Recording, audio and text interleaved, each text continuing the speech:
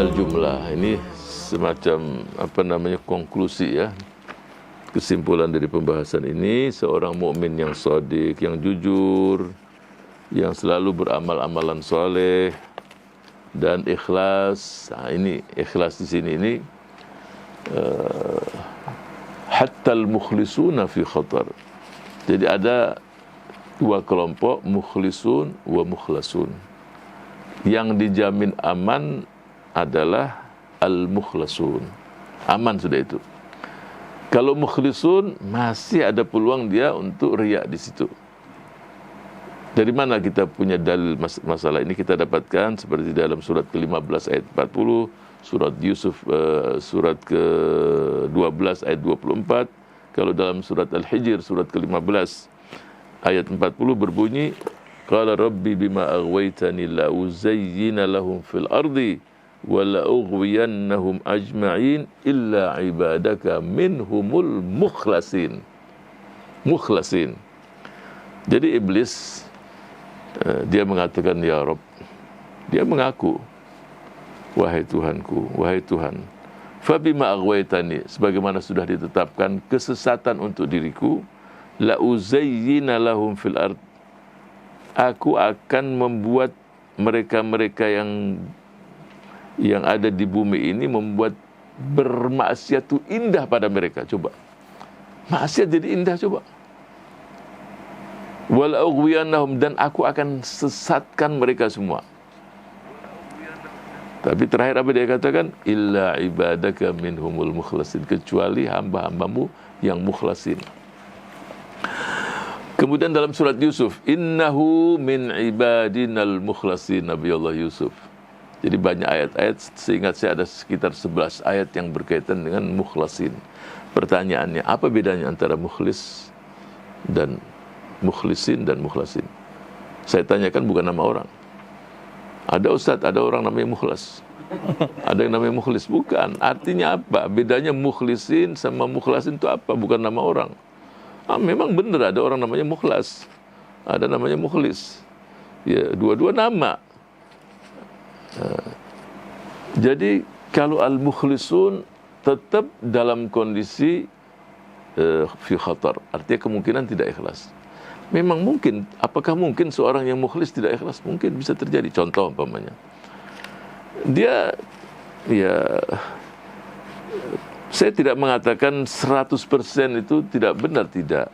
Tapi kemungkinan masuk angin itu ada. Contoh umpamanya, contoh ini sering saya ungkapkan juga. Di masjid dia katakan, tolong beritahu bantuan ini dari hamba Allah. Ya, diumumkan, bantuan dari hamba Allah sekian. Ya, mungkin dia niatnya bagus juga, tapi satu mesti tahu, hamba Allah itu dia juga. Akhirnya muncul pujian.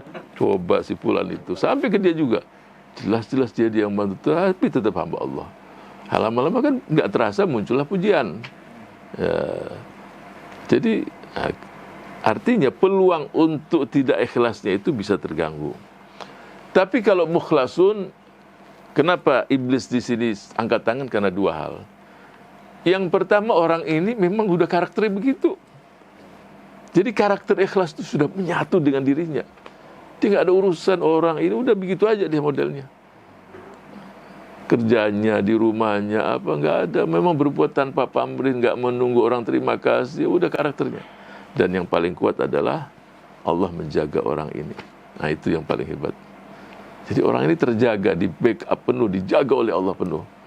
Semua amal itu ikhlas. Nah, itu setan, iblis angkat tangan. Allahumma ja'alna min ibadikal mukhlasin. Nah, itu sesuatu karunia Allah yang luar biasa. Jadi kalau ada seseorang yang merasa perilakunya itu tidak pernah dia nunggu orang terima kasih, ya itu jaga terus sudah. Jaga, pertahankan, dan upayakan kalau mau berbuat sesuatu. Ada orang berbuat sesuatu nunggu, kok nggak terima kasih. Atas kurang-kurangnya, kok nggak ada berita apa-apa. Yang pertama tanyakan dirinya, oh jangan-jangan ini sebetulnya uang itu kan bukan uang dia, umpamanya uang zakat, uang ini, itu memang hak mereka. Jadi jangan tunggu terima kasih, itu hak fuqara wal masakin. Jadi ada uang zakat, uang ini juga sebetulnya nggak perlu bahwa kita yang harus terima kasih. Tapi ada seseorang tetap menantikan. Walaupun Rasulullah sallallahu alaihi wasallam juga mengajarkan kepada kita, man lam yashkurin nas lam yashkurillah. Yang tidak berterima kasih kepada manusia, tidak beri terima kasih pula pada Allah. Jadi akhlak ada juga, tawazun dalam kehidupan. Di satu sisi tidak menantikan dia ucapan, tapi sebagai seseorang, ya kalau di negara-negara seperti negara besar, ya atau perjalanan ratusan kilo, orang bawa mobil sendiri sepi, ada yang numpang. Di perjalanan setelah turun, wassalam, kalam. Antum ini 500 kilo, masa walasalam ini turun dia, oke, wassalam. Terus dia 400 kilo, ya udah ente pergi sendiri. Ya sekurang-kurangnya jazakallah khair, mudah-mudahan Allah itu kan diundang orang di rumah tertentu, kita makan di situ apa, alhamdulillah makanannya enak, jazakumullah khair. Aftara indakum shaim wa akalatu amu sallatu. Ada baca doa yang diajarkan oleh Rasul. Aftara indakum shaimun wa akalatu amakumul abrar wa sallat alaikumul malaikah. Jangan udah makan ini, makannya juga enggak disisain, juga enggak habis, nambah terus tapi jadi enggak selesai, makannya enggak tuntas. Itu enggak ada bahas. Artinya itu juga tidak membuat keikhlasan itu berkurang, tapi ihtiram mutabadal. Yang satu tidak mengharapkan sesuatu, tapi yang satu pun bermuamalah, berinteraksi dengan bahasa-bahasa yang bagus. Jadi sungguh penting keikhlasan dari seluruh amal perbuatan tadi, dan mengharapkan diterima oleh Allah, dan mengharapkan Allah Subhanahu wa taala semuanya adalah karunia dari Allah, dijauhkan dari dosa. Dan jadi semua ini membuat seseorang tadi semakin dekat sama Allah, semakin mengharapkan ampunannya, karunia-Nya, dan juga khawatir yang dia hati itu sendiri bisa berubah-ubah. Berbeda dengan mereka-mereka yang keliru dalam memahami ini semua dan mengharapkan ampunan. Ya, di satu sisi bermalas-malasan, menganggap tenang-tenang aja, dan dia anggap pokoknya Allah Maha Pemurah, Maha Pengasih. Ya, orang-orang semacam ini sangat berbahaya, dan upayakan diri kita semua untuk selalu dalam posisi beramal soleh dan selalu takut pada Allah Subhanahu wa taala, dan meminta kepada Allah akan menjaga iman kita semua. Dan kalau kita lihat dia perilaku semacam inilah yang kita atau membuat kita insya-Allah semakin dekat dan semakin takut pada Allah. Saya tutup dengan satu hadis Rasulullah sallallahu alaihi wasallam. Ya, kalau suri teladan kita adalah baginda Rasul sallallahu alaihi wasallam, kita dapatkan ketika Sayyidatuna Aisyah radhiyallahu anha dalam sebuah hadis yang diriwayatkan oleh Ibn Hibban, Shahahul Albani, tatahara Rasulullah sallallahu alaihi wasallam. Dia di malam hari bangun, kemudian beliau salat, kemudian beliau menangis dalam salatnya sampai jenggotnya pun basah, dadanya pun basah, sampai tangisan tadi sampai ke lantai juga. Tentu bisa bayangkan, artinya manusia yang semacam ini yang menjadi suri teladan kita. Bilal datang radhiyallahu anhu meminta izin untuk azan. Kemudian melihat baginda Rasulullah sallallahu alaihi wasallam dalam kondisi yang menangis. Kemudian Bilal mengatakan, bukankah juga, dan juga dalam hadis Aisyah juga semacam itu, lima tabki wa qad ghafarallahu laka ma taqaddama wa ma ta'akhkhara afala akunu abdan syakura. Apakah aku tidak ingin menjadi seorang hamba yang bersyukur? Kita dapatkan juga pada generasi solehin, salafus saleh, ada seseorang ketika dia salat agak dimajukan kepalanya. Ya, khawatir apa? Khawatir pakainya basah semua, jadi netesnya ke lantai sudah. Ya, dan kita dapatkan juga sebagian itu sampai di mata di kiri kanan ini sudah warnanya berubah karena tangisan.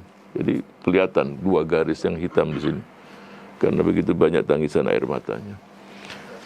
Ya, dan kita tahu dalam sebuah hadis yang kita sebutkan, kita sudah bacakan, sab'atun yudhilluhumullahu fi dhillihi yauma la dhilla illa dhilluh, seseorang yang menangis, dzakarallaha khalian fafadat aina. Jadi mengingat Allah khalian, tidak ada yang tahu kecuali Dia dan Allah Subhanahu wa taala, kemudian menangis. Air mata yang semacam inilah air mata yang benar-benar dari hati yang benar. Kalau di luar itu ada 10 air mata, yang satu ini yang paling aman. Yang lain ada nangisnya karena nangis, semuanya nangis, ikut nangis. Jadi nangisnya itu nangis musyarakah, bersama-sama lah, nangis jama'i, nangis kolektif lah. Ya insya Allah diterima, cuma yang begitu masih di alamatul istifham, tangisan yang bisa diragukan. Ya, karena menangisnya itu ngeliat kiri kanan nangis, nggak enak kalau nggak nangis. Kan dia lihat kiri kanan nangis semua. Kalau nggak nangis nanti apa kata dunia ini, kok semuanya gini, dianggap dia nggak sholat atau apa. Nah itu. Tapi yang nangis yang sangat mujarab, yang benar-benar kalau Allah tadi sendirian, nggak ada yang tahu. Ya jarang lah orang nangis nggak ada yang tahu, bukan karena Allah, karena Allah. Ya mudah-mudahan kita tergolong mereka-mereka tersebut. Amin ya mujibus sa'ilin. Sallallahu alaihi wa sallam Muhammad wa ala alihi wa sahbihi ajmain.